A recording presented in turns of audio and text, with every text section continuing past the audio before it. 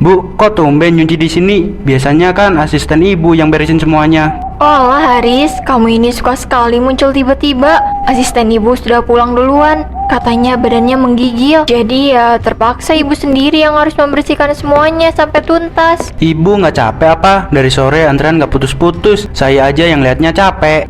Enggak kok, nyari uang itu harus semangat. Oh iya, bumbu yang tadi itu kok baunya beda ya bu? Pas ibu buka wadah kayu yang di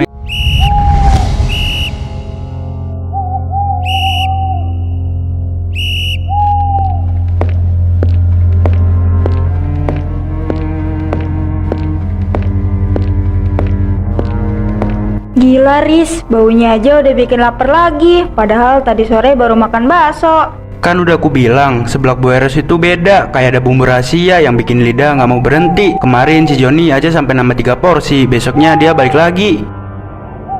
Tapi beneran loh Riz, agak aneh gak sih? Masa tiap bulan ada aja yang hilang di sekitar sini? Kemarin si Sari, anak gang sebelah, katanya pamit beli seblak, tapi nggak balik lagi sampai sekarang. Jangan ngomong gitu di sini, nggak enak kalau kedengaran orangnya. Bu Eros itu orangnya baik, ramah banget kalau ngelayanin. Senyumannya itu loh tulus. Masa iya orang kayak gitu macem-macem? Ya bukan udah Bu Eros, cuma heran aja tiap ada yang hilang, dagangan dia makin rame, makin antri. Apa jangan-jangan itu tumbal ya?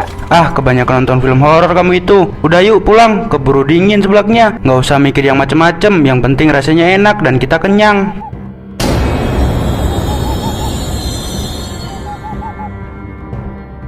Riz, kamu ngerasa ada yang aneh nggak? Ini nih gara-gara kamu kebanyakan gosip soal hal-hal mistis. Ini tempat rame, nggak usah takut. Udah, ayo naik.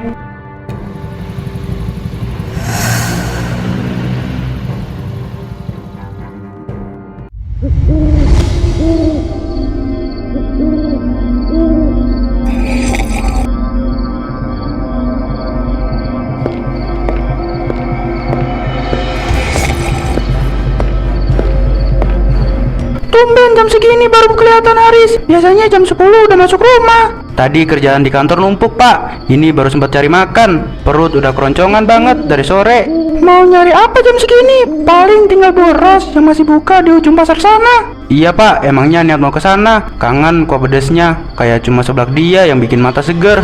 Hati-hati Riz, kalau udah jam segini pasar biasanya sepi banget. Kadang awalnya jadi beda. Lagian boros itu kalau udah mau tutup suka aneh. Kemarin saya lewat di sana, dia lagi asik ngomong sendiri di balik tirai. Hahaha, mungkin lagi ngitung untung pak. Kan pelanggan dia ribuan. Lagian saya udah langganan lama. Boros itu udah kenal baik sama saya. Nggak mungkin lah dia kenapa-napa. Ya udah kalau kamu mau ke sana, tapi jangan lama-lama ya. Kalau udah dapat seblaknya langsung balik. Jangan bengong di pasar yang udah sepi. Siap Pak RT, saya berangkat dulu ya. Nanti kalau masih ada sisa kerupuk saya bawa ke sini. Ada-ada aja.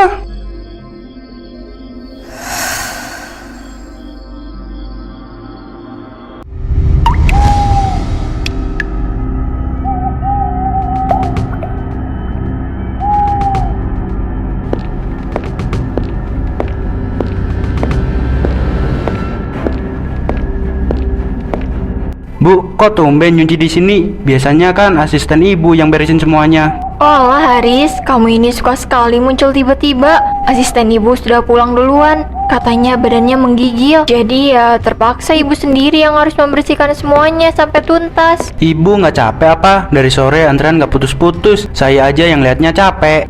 Enggak kok, nyari uang itu harus semangat. Oh iya, bumbu yang tadi itu kok baunya beda ya bu? Pas ibu buka wadah kayu yang di meja tadi, hawa di sini mendadak jadi dingin banget. Itu namanya bumbu pusaka nak, rahasia turun-temurun. Kamu tahu kan, kalau mau dapet rasa yang nendang, harus ada yang dikorbankan. Waktu, tenaga, atau mungkin sesuatu yang lebih berharga. Ibu ini bisa aja bercandanya, masa sampai segitunya? Tapi beneran wadah kayu itu kayaknya antik banget ya, diikat benang hitam segala. Kamu mau lihat isinya? Sini ikut ibu ke dalam sebentar. Ibu mau ambil sesuatu buat tambahan sebelah kamu.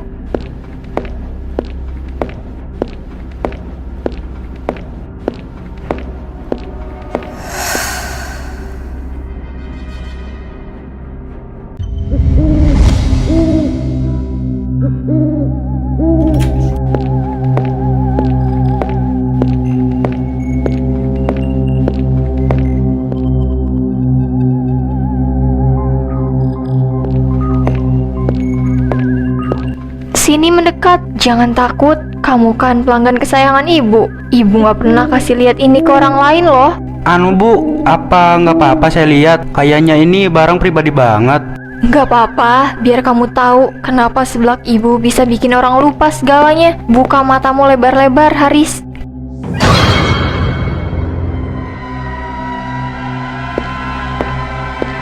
Ibu, ini tulang apa? Kok kayak tulang manusia, Bu? Ibu jangan main-main, ini nggak lucu.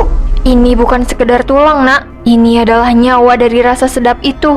Mereka yang sudah pergi meninggalkan sedikit bagian tubuhnya di sini supaya mereka tetap bisa menikmati ramainya pasar malam lewat dagangan ibu. Lihat, bagus kan susunannya?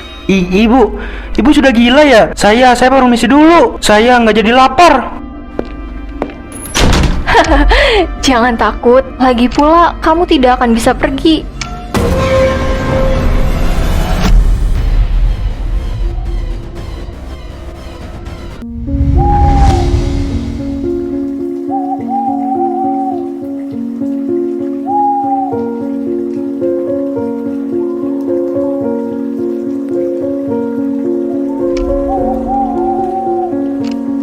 Ya Tuhan, apa yang sedang dilakukan wanita itu? Kenapa suaranya seperti orang yang sedang meratap? Dengar tidak, airnya sudah memanggil. Mereka lapar, mereka haus akan perhatian. Jangan bergetar begitu. Tenang, sebentar lagi bumbunya siap. Airnya bergerak sendiri. Padahal apinya kecil sekali. Kenapa air itu bergetar seperti ketakutan? Haris, kamu masih di sana kan? Jangan pergi dulu. Ibu sedang memanggil teman-teman lama kamu. Apa yang mau ibu lakukan? Ada si Sari yang manis, ada si Anton yang gagah. Mereka semua ada di dalam bumbu ini. Setiap kali ulekan ini menumbuk, mereka berteriak. Tapi teriakannya itu yang bikin rasa seblak ibu jadi gurih. Gila, ibu benar-benar sudah gila. Itu bukan bumbu. Itu nyawa orang. Nah, sekarang waktunya bumbu rahasia ini bekerja. Hanya perlu sentuhan kecil. Tidak perlu dimasak. Biarkan sari-sari kesedihan mereka meresap ke dalam kuah ini. Bu, berhenti. Apa yang ibu lakukan itu dosa besar. Ibu mencampurkan energi jahat ke makanan orang-orang. Dosa? Orang-orang itu datang ke sini mencari kenikmatan, Haris, dan ibu memberikannya. Mereka tidak peduli dari mana asalnya. Yang penting lidah mereka puas. Lihat bagaimana kuahnya berubah. Baunya seperti bangkai. Kenapa ibu bisa setega ini? Bukan ibu yang tega, tapi dia yang meminta. Dia yang memberikan ibu kekayaan ini, dan dia tidak suka kalau ada yang ikut campur. Kamu dengar itu, Haris? Suara napas di belakang kamu. Apa yang harus aku lakukan? Tapi sekarang aku harus ngikutin Bu Eros. Aku harus tahu apa yang dia lakukan.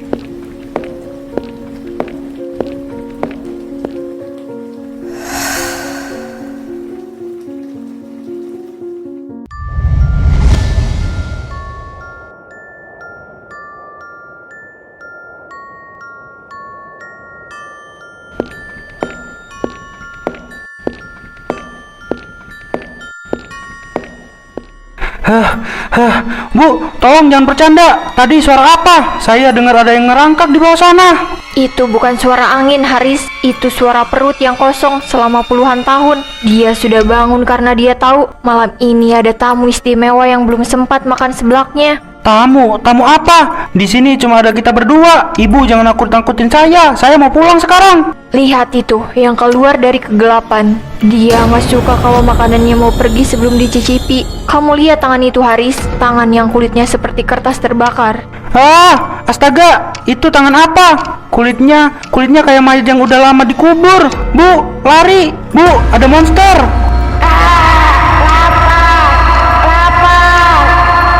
Jangan mendekat. Saya nggak punya salah apa-apa. Pak RT, tolong.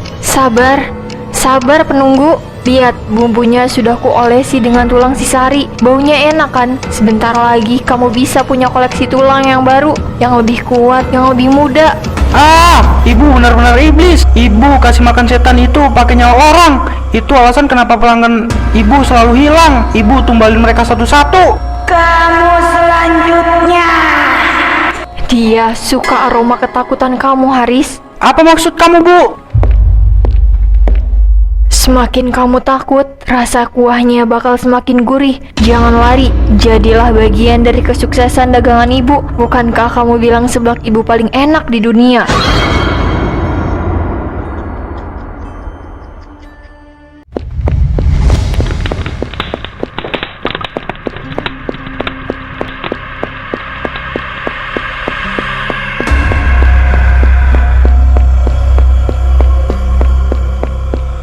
Tolong, siapa saja tolong. Tolong saya, Bu Ros mau bunuh saya.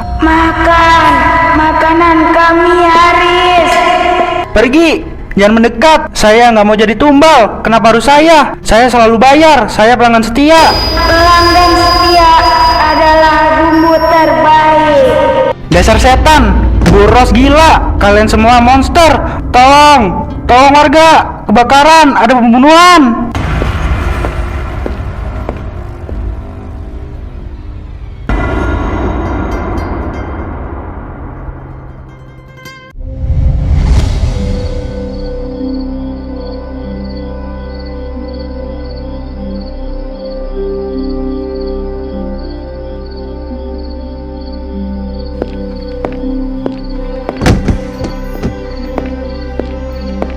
Haris, ada apa? Kenapa kamu teriak-teriak kayak orang kesurupan sampai jatuh-jatuh begini? Di sana ada setan. Bu Ros pelihara setan. Di gerobaknya dia pakai tulang manusia buat bumbu seblaknya. Istighfar Haris, ngomong apa kamu ini? Jangan asal tuduh. Bu Ros itu orang terpandang di pasar ini. Dagangannya berkah.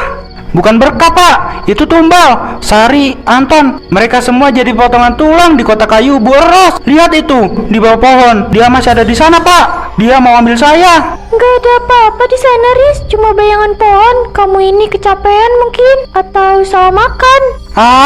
Saya nggak bohong. Demi Tuhan saya lihat sendiri bu. Bau seblaknya yang kalian suka itu bau mayat. Ayo ikut saya ke gerobaknya. Kalau saya bohong, seret saya ke kantor polisi.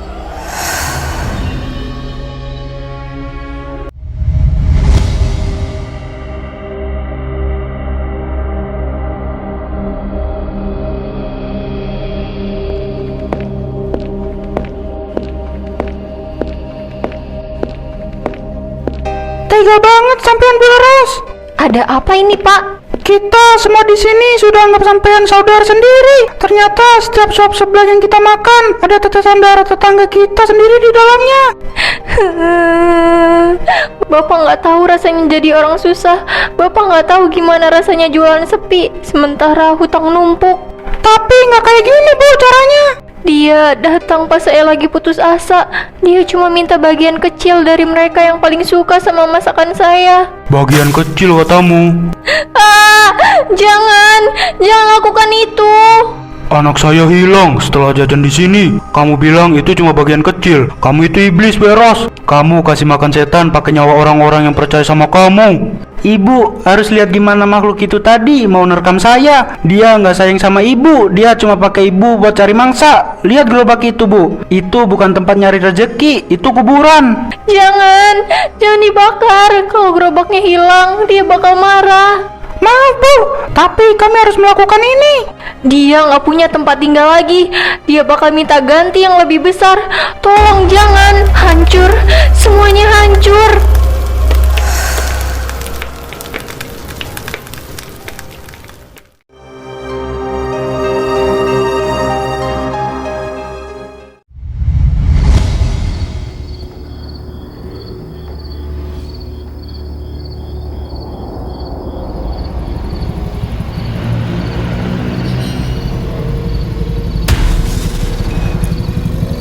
Riz, berhenti sebentar.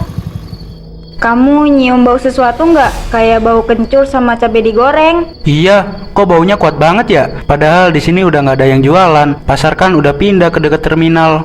Baunya persis banget sama seblak Bu Ros dulu. Gurih, tapi kok lama-lama baunya jadi kayak daging busuk ya? Duh, merinding saya. Yuk jalan lagi.